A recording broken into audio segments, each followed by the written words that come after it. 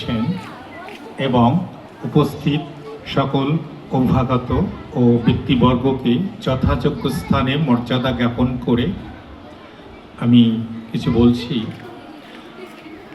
বাবুলাল তার সংস্থায় রক্তদান শিবির আয়োজন করে চলেছে। অনেকদিন ধরেই সে মেডিকেল বোর্ড বসিয়ে এখানে সকলের চিকিৎসার ব্যবস্থা সে করে থাকে। নানান সামাজিক শিক্ষা এবং স্বাস্থ্যের কাজের সঙ্গে রক্তদান শিবির একটা অন্যতম কাজ। আসলে পৃথিবীতে আমরা বলি রক্তের সম্পর্ক। রক্তের সম্পর্ক কারা?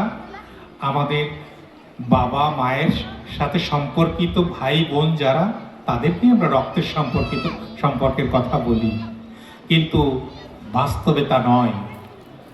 হয়তো আমারই ভাই আমারই রক্তের প্রয়োজনে তার গ্রুপের সঙ্গে মিলছে না, আমারই আত্মীয়ের রক্তের সঙ্গে আমার গ্রুপ মিলছে না, সেখানে রক্তের সম্পর্ক দাঁড়ালো না। কে জানে, যাকে আমি চিনি না, জানি না, যার সাথে আমার কোনো সম্পর্ক নেই, তার রক্তের গ্রুপ আমার রক্তের গ্রুপের সঙ্গে মিলে যাচ্ছে।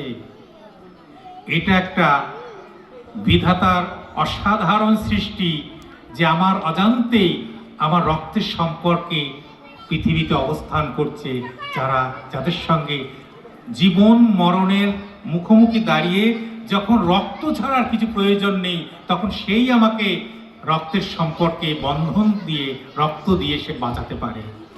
সেই জন্যই এই রক্তদান শিবিরের মাধ্যমেই আমরা বুঝতে পারি কে কোন গ্রুপের রক্ত বহন করে চলেছে এবং সেই রক্তটা তিনি দান করছেন কার জন্য? তারই রক্তের সম্পর্কে, তারই রক্তের গ্রুপে যে ব্যক্তি জীবন মরণের মুখোমুখি দাঁড়িয়ে বাঁচতে চায়।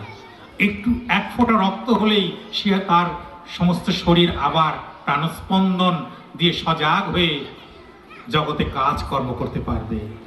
সেই রক্তের সম্পর্ক যদি তৈরি করতে হয়, আমাদের প্রত্যেকেরই দরকার তার স্বাস্থ্যের দিকে নজর রেখে, যদি স্বাস্থ্য অনুমোদন করে, তাহলে রক্তদান করা। কার জন্য? আমারই রক্তের সম্পর্কিত এই পৃথিবীতে যে মানুষগুলো আছে তারই জন্য। সেই জন্য আমরা চাইব সকলেই তার রক্তদান করলে কেউ না কেউ আমরা আমার রক্তের সম্পর্কের মানুষকে খুঁজে পাবো এবং আমার রক্তে তিনি বেঁচে থাকবেন, এর মতো পুলকিত আর আনন্দ আর হয় না।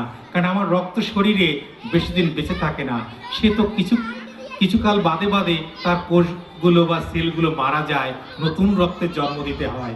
যে রক্ত আমি দান করলাম সে রক্তে আর একজন বেঁচে উঠলো।